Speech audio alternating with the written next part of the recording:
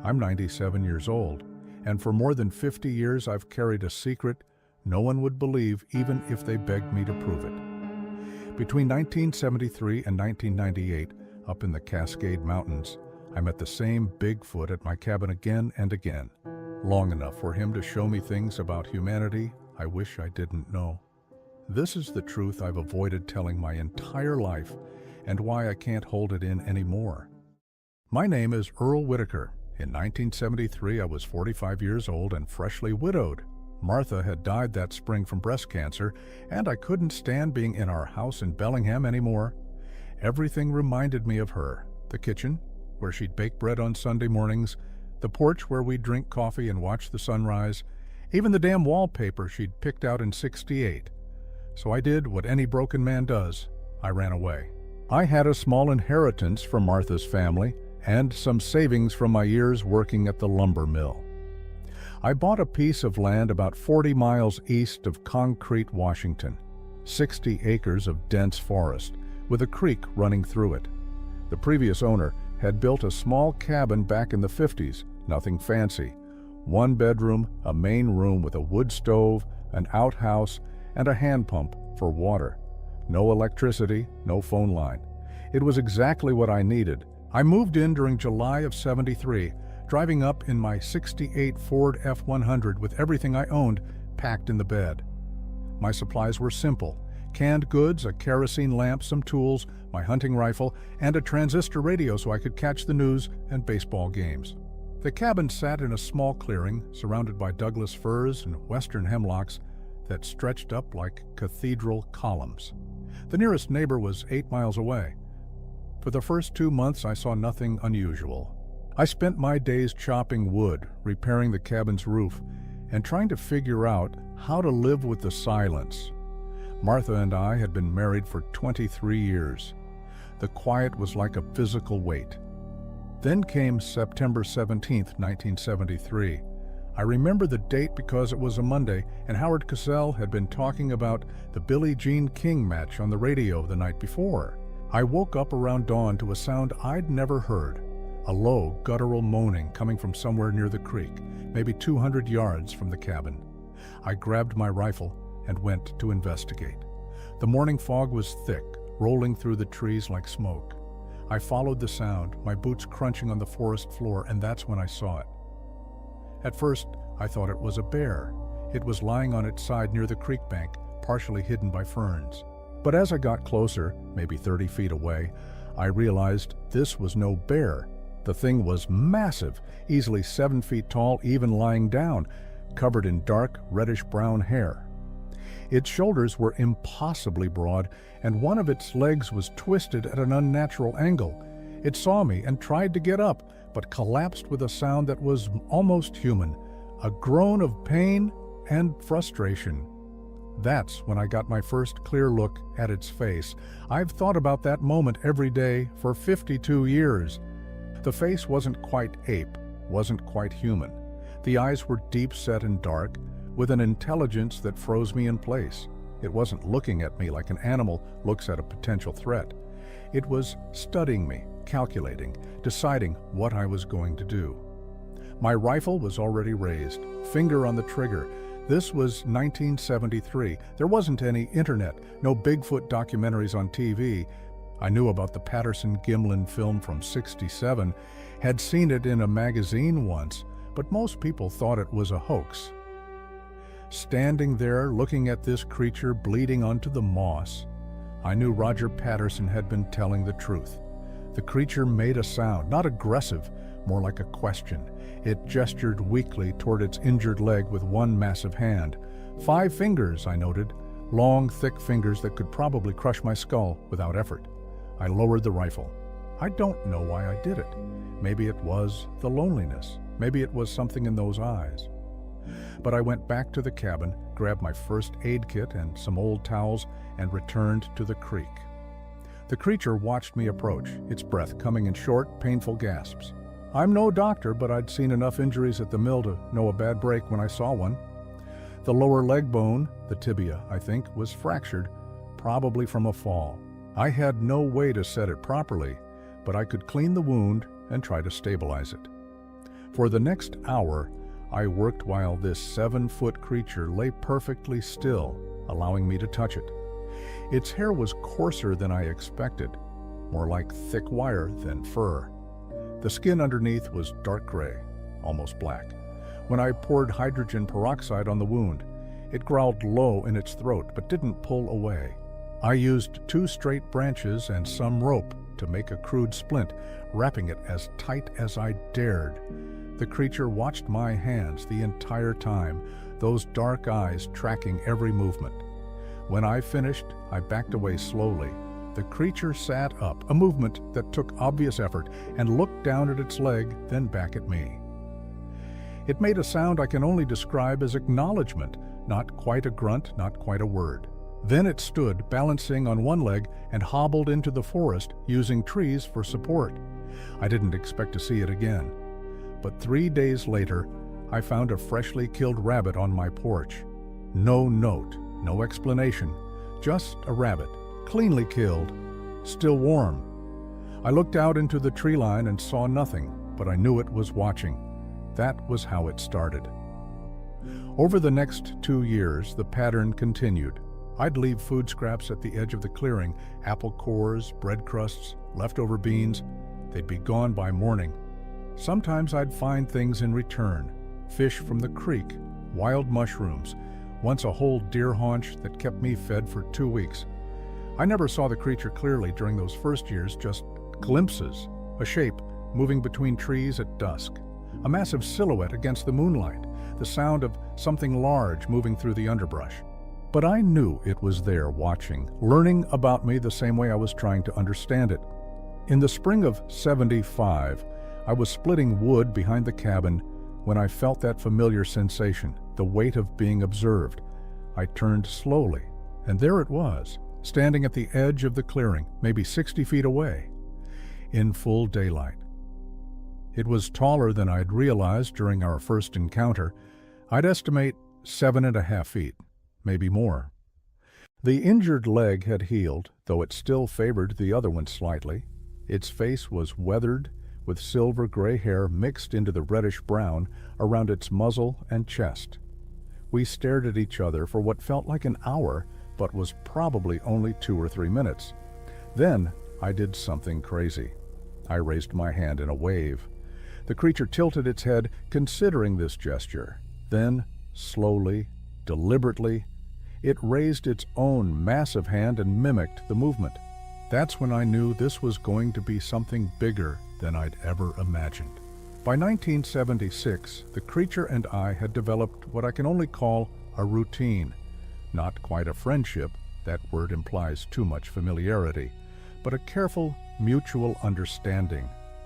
It would appear every few weeks, always at dusk or dawn, always keeping a respectful distance. I started calling it August in my mind, because that's when our arrangement truly began to solidify. That summer, I bought a Polaroid one-step camera at a hardware store in Concrete. The clerk, a kid maybe 20 years old with feathered hair like Sean Cassidy, rang it up while humming along to Afternoon Delight on the store radio.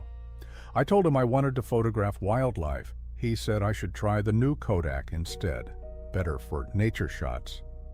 I stuck with the Polaroid. Something told me I'd need instant proof of what I was seeing, even if I never showed anyone. I never used it. Every time I thought about photographing August, something stopped me. Maybe it was respect. Maybe it was fear that having proof would ruin the strange sanctuary we'd built. The Patterson film had brought Roger nothing but ridicule and conspiracy theories. I didn't need that kind of attention. Instead, I started keeping a journal, green canvas-covered notebook, bought at the same hardware store. I documented everything, dates, times, behaviors, observations. I still have those journals, 12 of them now, stacked in a box under my bed. August's intelligence became more apparent with each encounter. In September of '76, I was working on replacing some rotted boards on the cabin's front steps. I'd set my hammer down to measure a piece of wood, and when I turned back, the hammer was gone. I looked up to see August standing 30 feet away, holding the hammer, examining it with the kind of focused curiosity a child shows when handed something new. I held out my hand, palm up. August studied me for a long moment, then walked forward, closer than it had ever come, and placed the hammer in my hand. Its palm was rough, calloused, like someone who'd worked hard labor their whole life. The fingers were warm. We stood there, maybe 10 feet apart, and I got my first real look at its face in clear light. The eyes were more human than ape, deep brown with flecks of amber, set under a prominent brow ridge. The nose was broad and flat, the lips dark and expressive. There were scars on its face, old ones, the kind you accumulate over decades of living in the wild. "Thank you," I said, even though I didn't think it understood English. August made a sound, a soft rumble from deep in its chest, and touched its own chest with one finger, then pointed at me. It took me a moment to understand. It was asking my name. "Earl," I said, touching my chest. "Earl." August's mouth moved, trying to form the shape, but no sound came out that resembled speech. Instead, it made a different sound, 2 quick grunts, almost like, "Here, Earl," and touched its chest again. I understood. It was giving me permission to name it, or perhaps telling me it already had a name I couldn't pronounce. Either way, August stuck. The late 70s were strange years for America. Nixon had resigned in '74, Carter was president now, and everyone seemed uncertain about everything. Gas prices were through the roof. I remember paying 67 cents a gallon in '78 and thinking the world was ending. I'd drive into town once a month for supplies in my Ford, listening to the Eagles and Fleetwood Mac on the 8-track player I'd installed. But up in the mountains, time moved differently. August and I existed in a bubble separate from disco and the Cold War and the Iranian hostage crisis. We were building our own language, our own understanding. By 1978, August would sometimes sit on the far side of the clearing while I worked. Just sit, watching, sometimes for hours. I'd talk to it, about Martha mostly, about the life I'd left behind, about loneliness. I don't think August understood the words, but it seemed to understand the meaning behind them. Sometimes it would make soft sounds in response, almost like it was trying to comfort me. That's when I started noticing the first lesson. One afternoon in June of '79, I was trying to fix my chainsaw. I'd been at it for 2 hours, getting more and more frustrated, cursing and throwing tools. August was sitting at its usual spot, watching. When I finally gave up and stomped back toward the cabin, August stood and walked to the chainsaw. I watched as it picked up the tool I'd been using, a screwdriver, and examined it. Then it looked at the chainsaw, tilted its head, and tried the same thing I'd been attempting, removing the air filter cover, but August did it slowly, carefully, without force, and the screw turned. I walked back over. August handed me the screwdriver and stepped back. "Patience," I said aloud, understanding the lesson. "You're telling me I need patience." August made that rumbling sound again, the one I'd come to recognize as approval. Over the next year, I watched August demonstrate patience in dozens of ways. The way it would sit motionless for hours, waiting for fish in the creek. The way it would carefully extract grubs from rotting logs, never rushing, never forcing. The way it would watch the forest, reading signs I couldn't see, understanding patterns in nature that I'd spent my whole life ignoring. It was teaching me without words, and I was beginning to realize these weren't just lessons about survival, they were lessons about being human. In November of 1979, I made a mistake that almost cost me everything. I'd driven into Concrete for supplies and stopped at the tavern, the Cascade Inn, a dark little place that smelled like stale beer and cigarette smoke. I'd had a few too many Rainiers, got to talking with some locals about hunting season, and stupidly mentioned seeing something unusual on my property. "Unusual how?" asked a guy named Dale, probably mid-30s, wearing a Peterbilt cap and a denim jacket. "Just big tracks. Strange behavior in the wildlife," I backpedaled. realizing my error. But Dale's eyes lit up. Bigfoot tracks. Jesus, Earl, you serious? Word spread fast in small towns. Within a week, I had 3 trucks of hunters show up on my property, rifles ready, talking about becoming famous. I ran them off, told them I'd been drunk and making up stories. They left, but the damage was done. I'd put August in danger because I couldn't keep my mouth shut. I didn't see August for 2 months after that. December and January passed with no sign, no tracks, no gifts of food.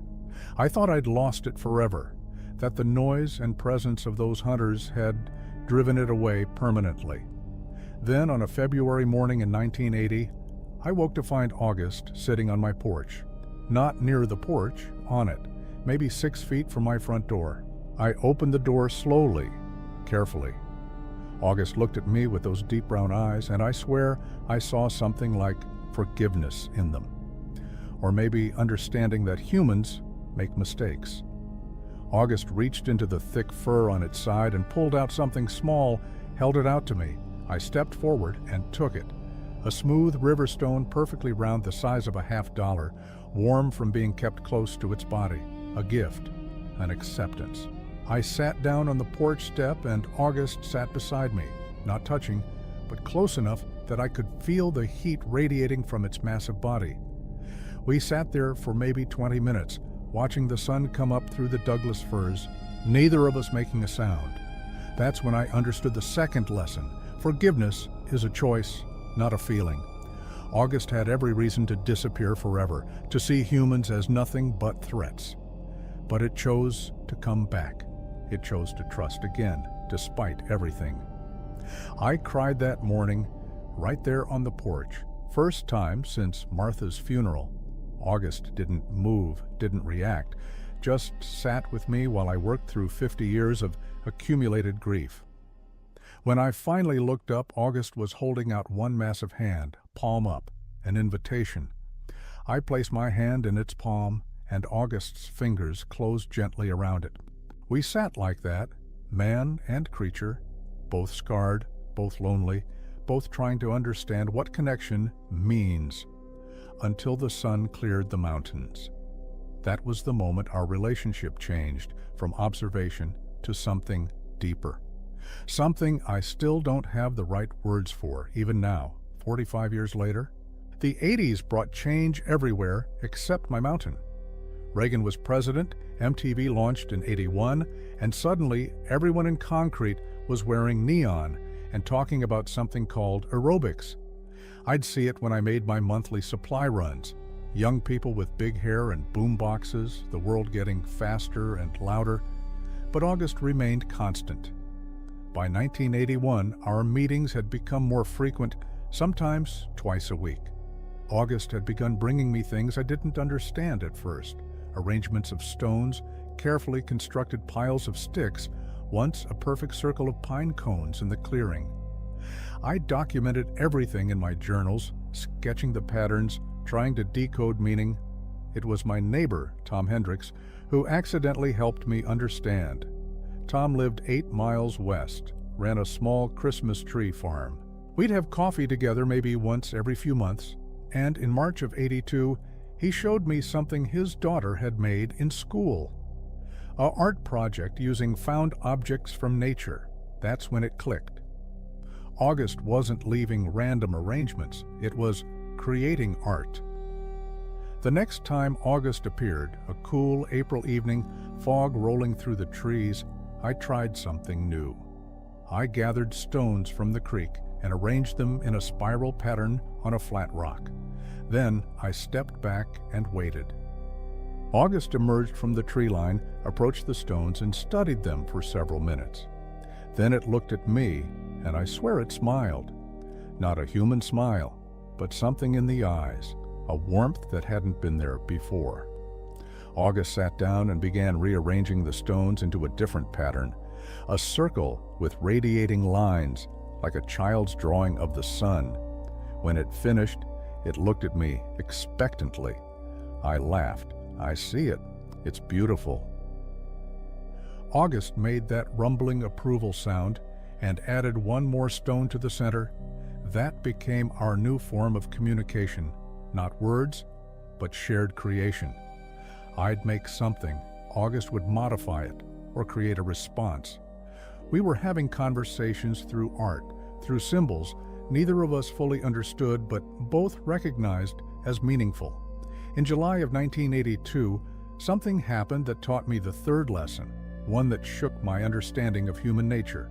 I'd hiked down to Concrete for supplies and stopped at the new Safeway they'd built on Main Street. While loading groceries into my truck, I witnessed an argument between a father and his son in the parking lot. The kid was maybe 10, had knocked over a shopping cart, and the father was berating him, loud, angry, calling him stupid and clumsy. The boy was trying not to cry, apologizing over and over. I didn't intervene. None of my business, I told myself, but it bothered me the whole drive home. 2 days later, August appeared at the clearing while I was splitting wood. It watched me work for a while, then approached closer than usual, maybe 15 feet. It picked up a piece of wood I'd split poorly, jagged and uneven, and held it up to show me. Then August took another piece, one I'd split cleanly, and held them side by side. I thought it was critiquing my work, maybe showing me the difference in quality, but then August did something unexpected. It placed both pieces together carefully, gently, as if the poor cut and the good cut were equally valuable. It made a soft sound and touched its chest, then pointed to both pieces of wood. The message hit me like cold water. Both pieces were still wood. Both had value. One wasn't stupid or worthless because it wasn't perfect. "You're talking about that kid," I said aloud, even though August couldn't have known about the parking lot incident.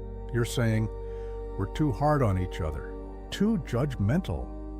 August set the wood down and made a gesture I'd seen before, touching its eyes, then sweeping its hand toward the forest.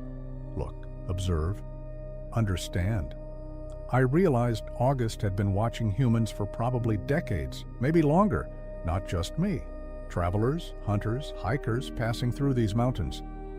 It had observed us the way Jane Goodall observed chimps, studying our behaviors, our cruelty and kindness, our contradictions.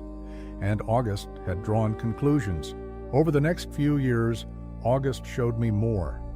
In 1983, it led me to a spot about a mile from the cabin where someone had dumped trash, old tires, beer cans, a rusted refrigerator. August stood there, gesturing at the mess, then at the pristine forest around us. The comparison was obvious. Disgust was evident in its body language. "We're destructive," I said. "We don't respect what we have." August touched its chest again, then touched a tree trunk, then the ground. The message, "I am part of this. You are separate from it." That was lesson 4. Humans had forgotten we're part of nature, not above it. In August of 1985, I remember because We Are the World was everywhere on the radio, and I'd bought a battery-powered cassette player for the cabin. August showed me something that changed everything. It brought another creature to the clearing. I was inside making coffee when I heard an unusual sound. 2 distinct vocalizations, one I recognized as August, another higher pitched. I grabbed my rifle out of habit and looked out the window. August stood at the clearing's edge with a smaller version of itself.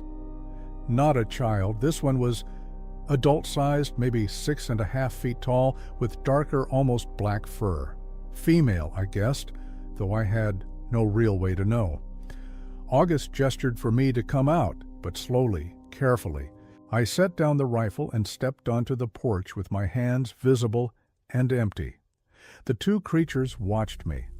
August made a series of soft sounds to its companion, communication I couldn't decipher but recognized as complex. The female remained behind August, cautious but curious. August walked forward alone, picked up a stick, and drew a simple shape in the dirt. 2 tall figures, one smaller one between them.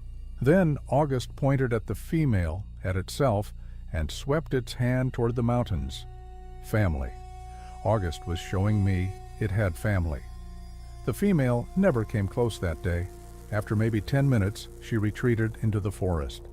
But August stayed, and I understood what had just happened.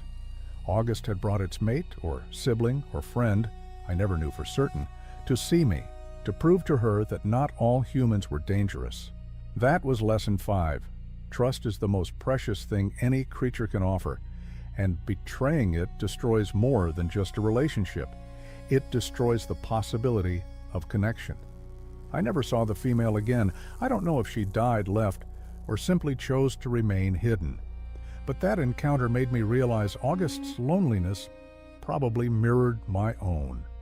We were both isolated from our kind, both seeking something we couldn't find in our own species. By 1987, I was 59 years old. My hair had gone completely gray, my hands had developed arthritis, and I'd started wearing reading glasses from the drugstore to write in my journals. August looked older too, more silver in its fur, a slight stoop in its posture, movements a bit slower. One evening in late September, August and I sat on opposite sides of the clearing as the sun set. I was reading a week-old newspaper from Seattle, something about the stock market crash, Black Monday they called it. Everyone losing money, panicking about the future. August made a questioning sound. I looked up to find it gesturing at the newspaper, then at me, with what I can only describe as confusion. Money, I tried to explain. People are upset because they lost money. August tilted its head, clearly not understanding. I thought about how to explain it.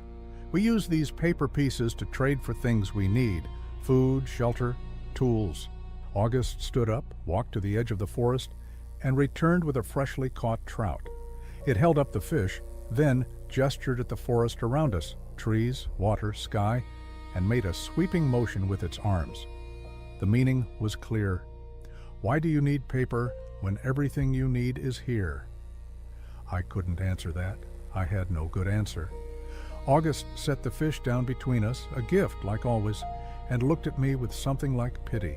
That's when I understood lesson 6, maybe the most important one. Humans had created elaborate systems of value that separated us from what actually sustains us. We'd convinced ourselves that abstract concepts like money and status were more important than food, water, shelter, connection. We'd made our lives incredibly complicated, and August couldn't understand why. Neither, sitting there in the fading light with arthritis in my hands and a decade of isolation behind me, could I? The late 80s rolled into the 90s, and the world felt like it was accelerating beyond recognition. The Berlin Wall came down in '89. I watched it on a small black and white TV I'd bought at a yard sale, powered by a car battery.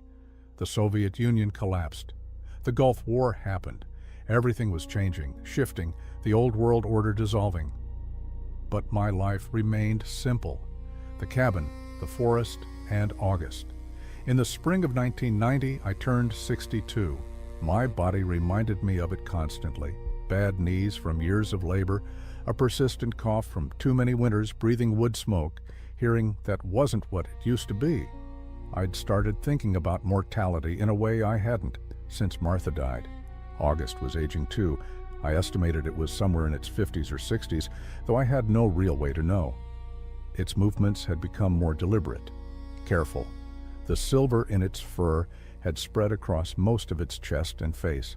We were two old creatures meeting in the woods, both aware our time was limited. That awareness changed things between us. In June of 1990, August did something it had never done before. It entered the cabin. I'd left the door open on a warm afternoon, was inside organizing supplies I'd bought in town. I heard heavy footsteps on the porch and turned to see August's massive frame filling the doorway, having to duck to avoid hitting its head on the frame. We stared at each other. This was a boundary we'd never crossed. The cabin was my space. The forest was August's. But now August was standing in my kitchen, looking around with obvious curiosity. It approached my small table, where I'd been sorting through old photographs, pictures of Martha, my parents, our wedding day in 1950. August picked up the wedding photo carefully, holding it in its enormous hands, studying Martha's face with intense focus. That's Martha, I said quietly. My wife. She died a long time ago. August looked from the photo to me, back to the photo. Then it did something that still brings tears to my eyes when I think about it. August touched Martha's face in the photograph with one finger, gentle, reverent, then touched my face the same way. The gesture was unmistakable. It understood loss. It understood grief. It was telling me it knew what I'd been carrying all these years. I broke down, sat right there at my kitchen table and sobbed, while this creature that most people thought was a myth stood beside me, one massive hand resting lightly on my shoulder. When I finally composed myself, August carefully placed the photograph back on the table and picked up another one, a picture of me and 3 other men at the lumber mill, circa 1968. August studied it, paying particular attention to how close we were standing, arms around each other's shoulders, all of us laughing. Then August made a sound I'd never heard before, something between a sigh and a question, and gestured at the forest, then back at itself, alone. You miss them too, I said. Your family, your people. August's response was to gather all the photographs showing me with other people and arrange them in a line on the table. Then it pointed at each person, then at the empty cabin around us, and finally at itself in the forest. Lesson 7 hit me hard. Humans need each other, but we keep choosing isolation. We build walls, create distance, convince ourselves we're better off alone. But we're not. We're dying inside, just like August was, just like I was. We were both living proof that isolation, even chosen isolation, was a kind of slow death. After that day, August came inside the cabin regularly, not every visit, but often enough that I started keeping a chair by the door that could support its weight, a sturdy bench I'd reinforced with extra lumber.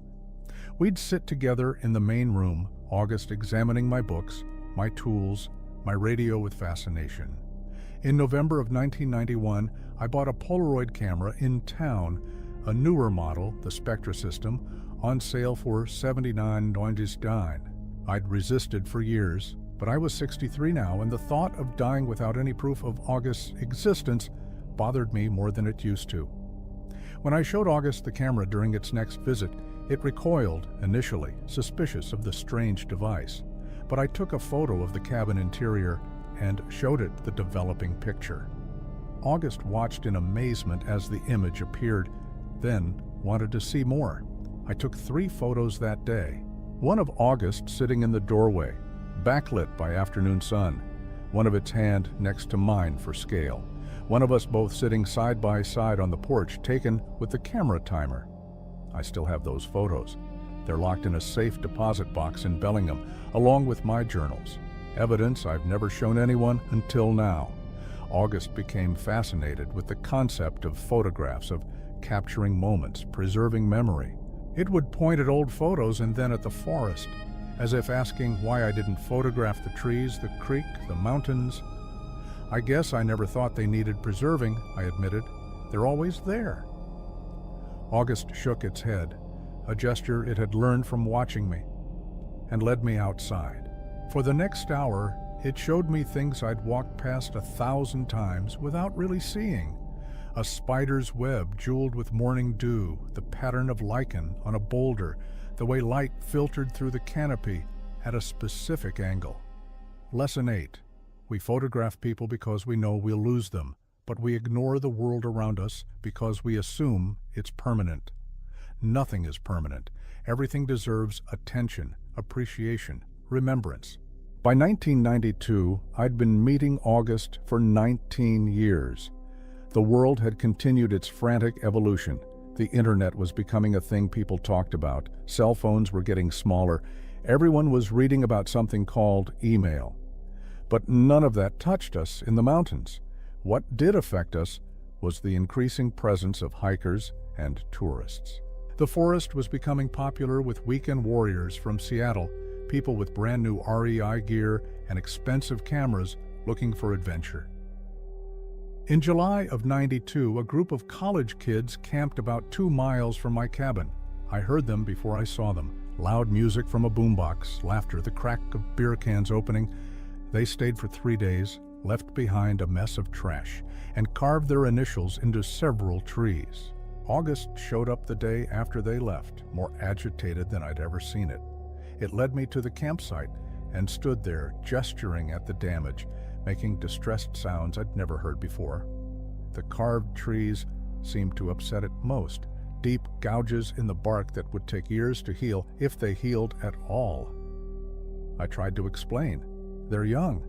They don't think about consequences. But August wasn't buying it.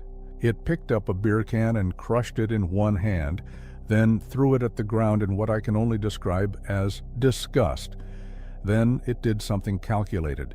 It walked to a tree, raised its hand as if to gouge the bark, but stopped inches away. It looked at me, making sure I was watching, then gently touched the tree instead, almost caressing it. The message, the choice to harm or not harm, is conscious. Those kids knew what they were doing, they just didn't care. Lesson 9. Cruelty and thoughtlessness aren't signs of youth or ignorance. They're choices, and humans choose destruction far more often than we choose preservation. That was the beginning of a darker period in our relationship. August was seeing more human activity in the forest, and none of it was good. Trash, vandalism, poaching, noise pollution. It was watching its world being invaded, and it couldn't understand why we were so determined to ruin everything we touched. I couldn't explain it because I didn't understand it either. In 1994, something happened that nearly ended everything. A logging company bought land 5 miles south of my property and started clear-cutting. The sound of chainsaws echoed through the mountains for months. The creek ran muddy with runoff. Animals I'd seen regularly for years disappeared. August came to the cabin in March of that year, looking different. Not just upset, but something deeper, defeated. It sat on the porch, and for the first time since I'd known it, August looked old. Not just aged, but worn down, broken. I sat beside it, and we listened to the distant sound of falling trees. "I'm sorry," I said, though the words felt worthless. "We're a destructive species. We can't seem to help ourselves." August turned to look at me with eyes that held something I'd never seen before: judgment. For the first time in 21 years, August was looking at me not as the individual, but as a representative of humanity. And humanity was found wanting. August stood, walked to the edge of the clearing, and didn't look back. It just disappeared into the forest. I didn't see it again for 8 months. The silence of those 8 months was worse than the loneliness after Martha died. At least with Martha, I'd had memories, photographs, the certainty that what we'd shared was real. With August, I started questioning everything. Had I imagined the depth of our connection? Had I projected human emotions onto a creature that was simply tolerating me? I was 66 years old, living alone in the mountains, talking to something most people believed was a hoax. Maybe I'd lost my mind years ago and just hadn't noticed. Winter of 94 into 95 was brutal. Heavy snows, temperatures dropping below zero, the kind of cold that makes your teeth ache. I spent most of January and February inside, burning through my wood supply, listening to talk radio to remind myself that other humans still existed. The logging stopped in late February.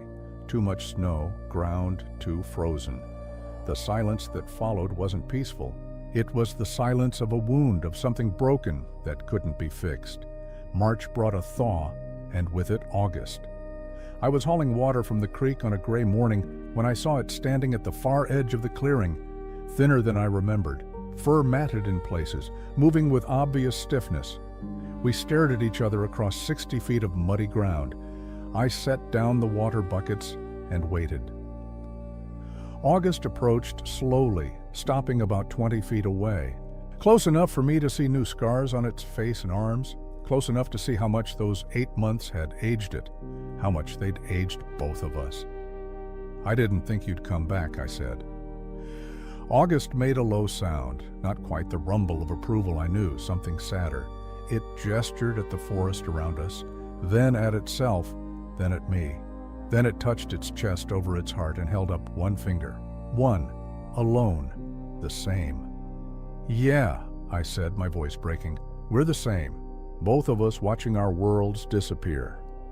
August sat down heavily, and I sat too, ignoring the cold mud soaking through my jeans. We sat like that for maybe an hour, two old creatures who'd somehow found each other and didn't know how to let go. Finally, August stood and gestured for me to follow. It led me deeper into the forest than I'd ever gone, to a spot about 3 miles from the cabin where the clear-cutting had stopped. The contrast was stark. On one side, ancient forest, cathedral quiet and alive. On the other, a wasteland of stumps and mud and shattered branches. August stood at the boundary between the two worlds and touched a massive Douglas fir that had been spared by maybe 50 feet. The tree was old, probably 300 years or more, its bark thick with moss and lichen. Then August walked across the boundary into the clear cut and touched a stump, same size as the living tree, probably the same age, cut down and hauled away to become 2x4s and plywood. August looked at me and I understood lesson 10, maybe the most important one August had been trying to teach me all along. Humans measure value by what we can extract, consume, profit from. We don't see the intrinsic worth of existence itself. That tree had survived 300 years of storms, fires, disease, only to be reduced to lumber because we needed cheap building materials. "We're afraid," I said aloud, trying to make sense of it. "Afraid of not having enough, of not being enough. So we take and take, thinking it'll fill whatever's empty inside us." August made a sound I'd never heard before, something between a growl and a keen raw and painful. Then it did something that broke my heart. August sat down in the clear cut, surrounded by devastation, and put its head in its hands. It was grieving, not just for the trees, but for everything, for its lost family, for the shrinking forest, for the impossibility of stopping what was coming. I sat beside August in the mud and stumps, and we grieved together. Our meetings after that day took on a different quality, less teaching, more companionship. We were two survivors clinging to something that couldn't last, both knowing it but unwilling to admit it. In the summer of 1996, I had a health scare, a small heart attack that landed me in the hospital in Bellingham for 4 days. When I got back to the cabin, August was waiting on the porch. It knew somehow. Maybe it had come by while I was gone, found the cabin empty, sensed something was wrong. August examined me carefully, touched my chest gently, where I assumed it could feel my heartbeat. Then it did something extraordinary. It lay down on the porch and positioned itself so I could lean against it, using its body as a backrest. We stayed like that for hours, August's warmth and steady breathing keeping me grounded. That's when I understood the final lesson, lesson 11. The greatest thing any creature can offer another is simple presence. Not solutions, not wisdom, not even hope. Just the willingness to stay, to be there, to witness each other's existence without trying to fix what can't be fixed. By 1997, I was 69 and August was visibly failing. Its movements were slow, labored. The silver in its fur had spread completely, and there was a wheeze in its breathing I didn't like. I was failing too. 2 more small heart episodes, arthritis so bad, some mornings I could barely make a fist, hearing mostly gone in my left ear. We were running out of time, and we both knew it. August's visits became less frequent, every few weeks instead of weekly, then once a month. When it did come, we didn't do much. Sometimes we'd sit in silence. Sometimes I'd read aloud from books, even though August couldn't understand the words. Sometimes we'd walk slowly through the forest, 2 old friends, saying goodbye to a world we'd shared. In September of 1997, August brought me something it had never offered before, a tuft of its own fur, carefully pulled and twisted into a small bundle. It placed it in my hand and closed my fingers around it. A keepsake, a memory, a way to prove, if only to myself, that this had all been real. "Thank you," I whispered, "for everything, for teaching me, for seeing me when I didn't want to be seen." August touched my face with one massive hand, gentle as a whisper, and made that rumbling sound one last time. The last time I saw August was March 15th, 1998. I remember the date because it was exactly 25 years after our first encounter. I woke that morning to find August sitting on the porch backlit by dawn. It looked terrible, emaciated, fur patchy, breathing shallow. It had come to say goodbye. I sat beside it, and we watched the sunrise together one final time. The forest was waking up around us, birds singing, a deer moving through the underbrush, the creek rushing with snowmelt, all the life we'd witnessed together for a quarter century.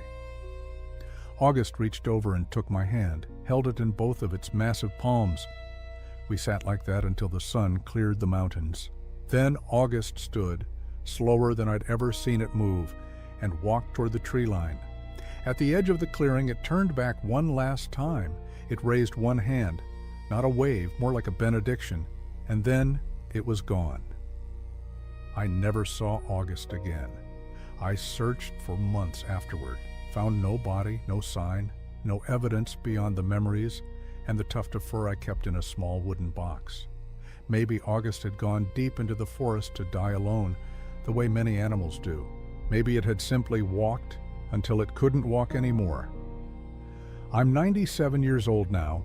I left the cabin in 2003 when my health finally forced me into assisted living in Bellingham. The cabin's still there, falling apart, reclaimed by the forest.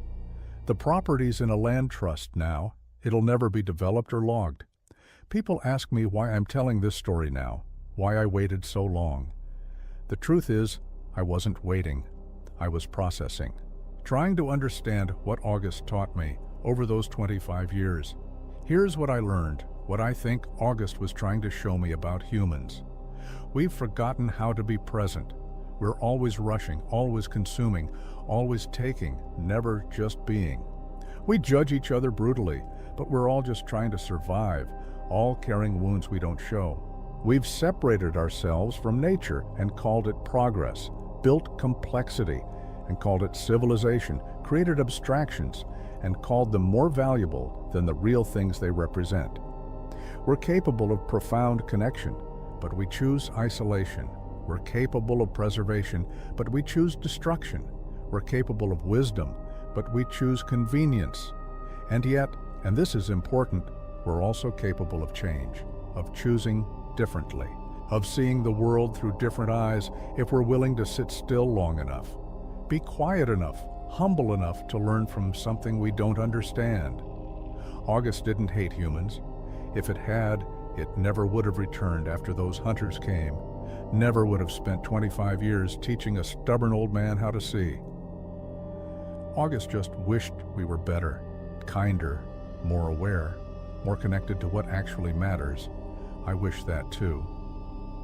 The tuft of fur is still in my bedside table. Sometimes when the nursing home is quiet and I can't sleep, I take it out and remember. Remember sitting in the forest with something impossible.